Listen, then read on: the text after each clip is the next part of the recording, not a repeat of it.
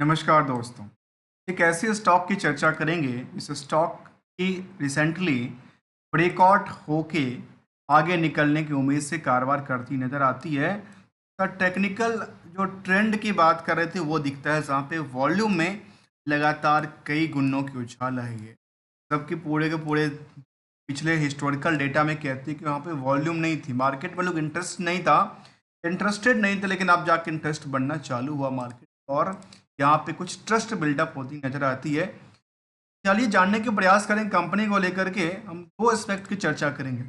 एक तो देखा जाए, कंपनी कैटरिंग्स का सर्विस देती है।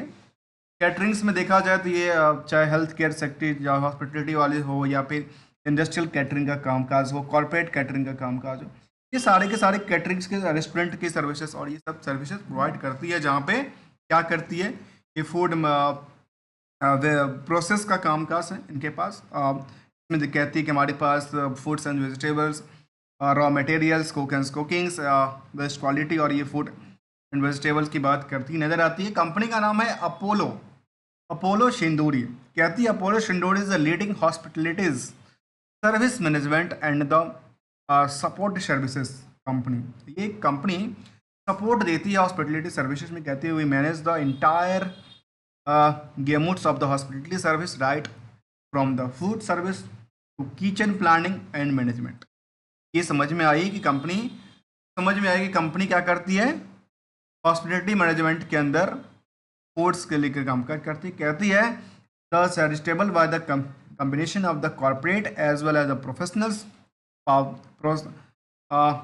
प्रोवेस की बात करती है। तो मतलब ये कहती है कि हम एक अच्छे कामकाज करते हैं और इसका मार्केट में लिस्टेड है। तो कहती है कि industrial caterings and health care, outdoor catering का कामकाज और इंस्टीट्यूशनल कैटरिंग का काम, मतलब जो कॉलेज में स्कूलों में बड़ी बड़ी वहाँ पे लगती है, उसके लिए भी कंपनी का कामकाज है। तो चलिए जानने का प्रयास करते हैं इनकी मार्केट की तरफ क्या कहता है।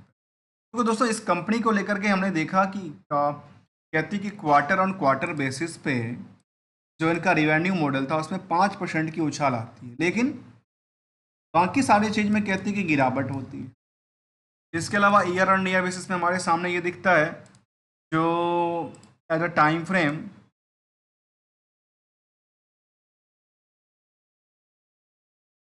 लगातार इंक्रीज करती है।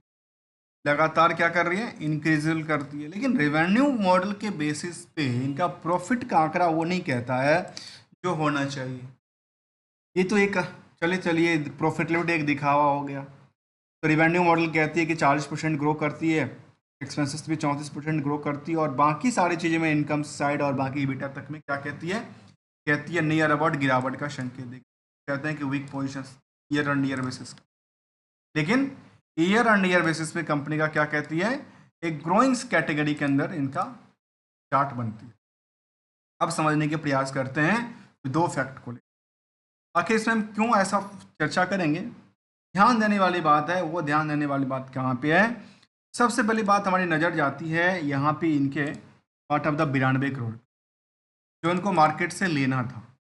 और होटल्स कैटरिंग, और शायद इसमें हो सकता है कि टाइम थोड़ा कॉर्पोरेट को सर्विस देती है, शायद कुछ दिन का टाइम लगता होगा। के पास 92 करोड़ का मार्केट से पैसा कलेक्ट करना था, और करीब करीब 2 महीने में पैसे आते हैं, तो कॉर्पोरेट से पैसे आते होंगे, क्या कोई दिक्कत नहीं।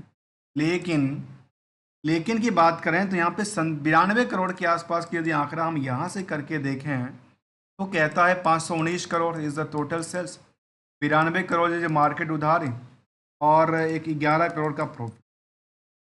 इन दोनों का आंकड़ा करके देखिए, इनको करके देखिए और इनको करके देखिए, इतना का क्या डिफरेंस निकल के आती है वो हमारे समझ में आएगा। और इसके लिए हम क्या कर रहे हैं, सिंपल सी परसेंटेज निकालते हैं। भाई 92 करोड़ का मार्केट में पैसा लगा था, ये हम उधार पड़ा हुआ है, और 519 करोड़ का मार्केट में हमने सेल किया, तो करीब करीब 17% का उनका उधार रहा। और इस उधार के बेसिस पे ये देखा जाए, यदि ऑपरेटिंग नेट प्रॉफिट मार्जिन की तरफ देखा जाए, तो कहती है करीब करीब 11 करोड़ डिवाइडेड बाय 519 करोड़, और ये कहता है करीब करीब कितने का, नियरली 2% के आसपास का, नियरली 2% के आसपास का क्या बनता है, नेट प्रॉफिट मार्जिन बनता है। लेकिन यदि हम 92 करोड़ को 11 करोड़ से डिवाइड दें, शायद 8 गुना मतलब 836% की ये क्या कहती है, यहाँ से इनके मार्केट में उधार लगा हुआ है। ये कहता है 836%। ये हमने समझने का प्रयास करेंगे, जहाँ पे केवल और केवल चार्ट बेसिस और समरी डेटा के तौर पर हम स्टडी नहीं करते हैं, डीपली स्टडी की तरफ चलने का प्रयास करेंगे। दोस्तों मैं बताऊं, मैं कोई ट्रेडर्स नहीं हूँ, ना कोई एडवाइजर्स हूँ स्टॉक को लेकर के, फाइनेंशियल प्रोडक्ट को लेकर के। ओनली एज ए लर्नर हूँ मार्केट में। और यदि हमारी लर्निंग्स में कुछ अच्छे पॉइंट निकल के आए तो हमारे आप वीडियो को लाइक और चैनल को सब्सक्राइब कर सकते हैं, और बेटर लर्निंग अवेयरनेस और एजुकेशन के लिए आप प्रमोट भी कर सकते हैं, सपोर्ट कर सकते हैं हमें, और ज्वाइन बटन क्लिक करते हुए चलिए समझने का प्रयास करते हैं कंपनी का। जहाँ पे कंपनी के फिलहाल यहाँ पे देखा गया कंपनी लगातार उछाल बनाती हुई नजर आई, इसके प्रति करीब करीब 2000 के आसपास टच करती है, और हायर टू हायर करीब 2600 से ज़्यादा का टच किया था। इंट्रेंसिक वैल्यू काफ़ी तगड़ी है, समझ में आया कि इनके पास एसेट्स जो है वो अच्छी खासी है, जबकि इनका जो भीड़ है कंपनी को लेकर के इंडस्ट्रियल के बाकी कंपनियों से कंपेरिज करते हुए तो अच्छी खासी है, जिसकी वजह से मार्केट की कहती है। और ईपीएस भी कहता है करीब 33 रुपये के आसपास, जो कि फेस वैल्यू 5 के बेसिस पे करीब कितने की 6 टाइम्स का क्या करती है, अर्निंग करके देती है। तो ना आपके पॉकेट की पड़ी सिक्का या नोट की बात करें, 5 रुपया को 6 गुना की अर्निंग करके देता हो, उससे ज़्यादा का अर्निंग करके देता हो, तो मार्केट में पहचान तो होगी, क्योंकि क्वालिटी तो बन रही है। क्वालिटी बन रही तो इसके पीछे डेट टू इक्विटी क्या कहता है 0.65, और ये कहता है करंट रेशियो जो 1.62। तो हमने यहीं से स्टार्ट किया था, इसको हम समझेंगे। जहाँ पे आरओसी कहते हैं 11%, आरओई की बात करती है 8% की आसपास, तो मार्केट कैप 500 करोड़ के आसपास, प्रमोटर की होल्डिंग करीब 64% की बनी है। अब देखिए यहाँ पे मैंने क्या करने वाला हूँ कि ये एक तो मार्केट स्ट्रेटजी, एक है बिजनेस को लेकर के, बिजनेस में होने वाली प्रॉफिट जो एक दिखावा करती है, और दूसरा जो एक इसकी हकीकत को बयां करता है। इसके लिए हम क्या करेंगे, R2R को समझेंगे, साथ में FT2 को समझेंगे, या फंडामेंटल टू टेक्निकल ट्रेंड को लेकर चलिए जानने के प्रयासरत हैं। जहाँ पे क्वार्टरली रिजल्ट हमने देखा था, लेकिन ट्रेंडिंग व्यू की तरफ देखा जाए तो मार्केट में थोड़ा सा सस्ती लगातार कई बार उन्होंने बनाई, और नियर अबाउट कह सकते हैं कि रेस्टोरेंट का पास सेल्स रहा है। प्रॉफिट का आंकड़ा भी यही पॉइंटेड व्यू से रहा है, लेकिन इसमें क्या लगा, एक गिरावट देखने को मिला है कम एज द QoQ और YoY की। ईयर ऑन ईयर बेसिस में हमारे सामने ये निकल के आती है, जो इनके पास क्या हुआ, प्रॉफिटेबिलिटी लगातार क्या कर रही है, बढ़ती है। QoQ के हिसाब से कुछ भी कहा, लेकिन ईयर ऑन ईयर बेसिस में क्या कर रही है, ग्रोथ का संकेत देता है, और ईयर ऑन बेसिस ग्रोथ का संकेत का, प्रॉफिट का संकेत इस लेवल का नहीं देता, क्योंकि प्रॉफिट इसमें देखा गया करीब 21 करोड़ तक का प्रॉफिट हो चुका है पहले भी, फिलहाल यहाँ पे 11 करोड़ के। तब हायर टू और लोअर की higher to as on time की बात करें, करीब करीब 50% का टूटा हुआ प्रॉफिट कहता है अपनी हायर प्राइस। अब देखिए अदर सोर्स ऑफ इनकम भी कंपनी के बारे में कहती है करीब 10 करोड़ के आसपास, और इनके पास लायबिलिटीज जो है इंटरेस्ट बर्डन को लेकर के उतना ज़्यादा नहीं है, जो इनको एक फ्री हैंड छोड़ता नजर आता है। अब देखिए बैलेंस शीट पार्ट में हमने जो स्टार्ट किया था ना, इस पार्ट से जहाँ पे 92 करोड़ के आसपास है, उससे पहले देखा जाए तो ये कहता है इनके पास लायबिलिटीज के पार्ट में जो लायबिलिटी इन्होंने लगातार क्या किया है, रिड्यूस किया है। जब रिड्यूस किया है तो इन्होंने क्या किया, इनकी लगातार कुछ पॉइंट बढ़ी है, कुछ पॉइंट घटी है, तो ऐसा कुछ इंडिकेट देती हुई नज़र आती है। जबकि इस कंपनी में निवेशक की बात करें तो कंपनी में करीब करीब 8000 से ज़्यादा के निवेशक हैं, और निवेशक लगातार यहाँ पे बढ़ती है। लेकिन निवेशक की जो तादाद है ना, भीड़ जो है ना, वो लगातार बढ़ी है दिसंबर के बाद, खास करके उसके बाद भी देखा जाए तो करीब 2-3 हज़ार के आसपास की भीड़ हुआ करता था, वो आज 8000 से 9000 के आसपास पहुँचा। हो सकता है अभी सितंबर में 10,000 का आंकड़ा टच कर जाए। जहाँ प्रमोटर्स होल्डिंग, कोई रेफाइड कोई DI की बात नहीं करता, केवल और केवल पब्लिक की होल्डिंग है। और अच्छी बात यह है कंपनी में कोई बल्क डील नहीं देखने को मिलता, अभी तक कुछ तरह की बल्क डील नहीं है। जो है वो एक रिटेलर के हिसाब से मुझे लगता है कि इनका कामकाज देखने को मिला है। इसमें जो कि IFPF के पास अच्छा खासा फंड है, इनमें 4% की होल्डिंग है। बाकी देखा जाए इनके पास क्योंकि इनकी सस्पेंस अकाउंट में पैसा रखा हुआ है करीब 1% के आसपास, ये कुछ आंकड़ा कहती है इसको लेकर। यहाँ पे टोटल ऑन एवरेज करीब 8000-9000 के आसपास की भीड़ खड़ी हुई है। बाकी लेटेस्ट सेंटिमेंटल भी कहता है तो नहीं, ऐसा कुछ 23 को आया था अपडेट इन्वेस्टर प्रेजेंटेशन को लेकर के, इसमें क्या कहा था उस पर हम एक नज़र डालने की प्रयास करते हैं। इसमें क्या कहती है जिन्होंने अभी रिसेंटली की बात करें तो कहती है way to forward the prevention the integration MSF player on the hospitality की बात करते हैं, India largest hospital facility management service provider की बात कर रही है, क्योंकि इंडिया की सबसे बड़ी प्रमोटर बड़े हॉस्पिटलिटी इंडस्ट्रीज़ की बात कर रही है, जहाँ पे इनका क्या करती है, फैसिलिटीज़ प्रोवाइड करती है। इसके अलावा कहती है कि हमारे पास सर्विस ऑफरिंग में क्या क्या कहती है, सॉफ्ट सर्विस, टेक्निकल सर्विस भी देती है, फैसिलिटी इंजीनियर्स का कामकाज है। मतलब हॉस्पिटल में लगता है कि एम्प्लॉय का भी कामकाज इनके पास रिवेन्यू बाय जोन की बात किया जाए, साउथ के अंदर, ईस्ट के अंदर, पूरे इंडिया में अलग अलग जोन में इनका कारोबार है। रिवेन्यू कंट्रीब्यूशन बाय स्टेट के हिसाब से उन्होंने रिवेन्यू की बात कहा, सबसे ज़्यादा रिवेन्यू किस स्टेट से आता है, तो उसका नाम उन्होंने कहा कि तमिलनाडु से आता है, करीब 45% की रिवेन्यू इनके पास नज़र आता है। Strong diversification and healthy project mix की बात करते हैं, जहाँ पे इनका अच्छा खासा कहते हैं। और इनके पास क्लाइंट की बात करें तो इनके पास कहते हैं हॉस्पिटल हमारे पास कहाँ पास सर्विस देती हैं, तो कहते हैं अपोलो में, कॉवियर्स में, इसके अलावा इंस्टीट्यूट ऑफ न्यूट्रिसाइंस कलकत्ता के अंदर, जीएमआर एयरपोर्ट में, जीएमआर हैदराबाद, एजुकेशन मैसेसन कन्वेंशनल सेंटर क्लब है इसके अंदर भी देती है, इंडस्ट्रीज़ के अंदर भी देती है, किम्स के अंदर देती है। हॉस्पिटल ढेर सारा कंपनी इनके पास है जहाँ पे अलग अलग सर्विस है। सुप्रीम के अंदर देती है, हाई माई के अंदर देती है।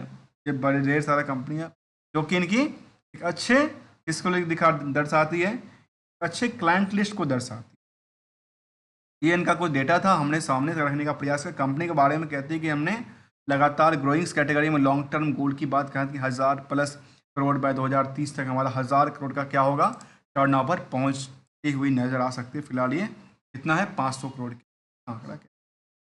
अब देखिए कंपनी को लेकर जब हम टेक्निकल चार्ट से स्टार्ट किए थे ना, टेक्निकल चार्ट हमारे समझ सामने ही निकल के ये है जो मार्केट में एक लगातार लंबी उछाल आई थी यहाँ पे। अब ऐसा उछाल क्यों आया, वो क्योंकि सपोर्टिंग लाइन था।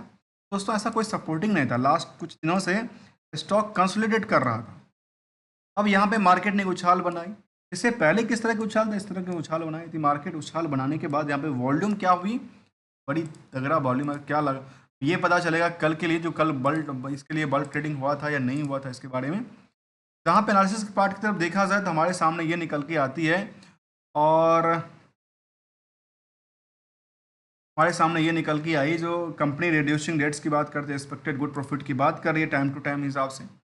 नियर अबाउट ये गया कि कंपाउंड सेल्स के हिसाब से प्रॉफिट में उतनी लंबी चौड़ी अच्छी नहीं थी, लेकिन स्टॉक प्राइस सीजर एक लगातार उछलती हुई नजर आई। रिटर्न ऑन इक्विटी भी इनकी सपोर्ट लेवल पे कामकाज किया, मतलब सेल्स और रिटर्न ऑन इक्विटी ये लगातार सपोर्टिंग दिया है।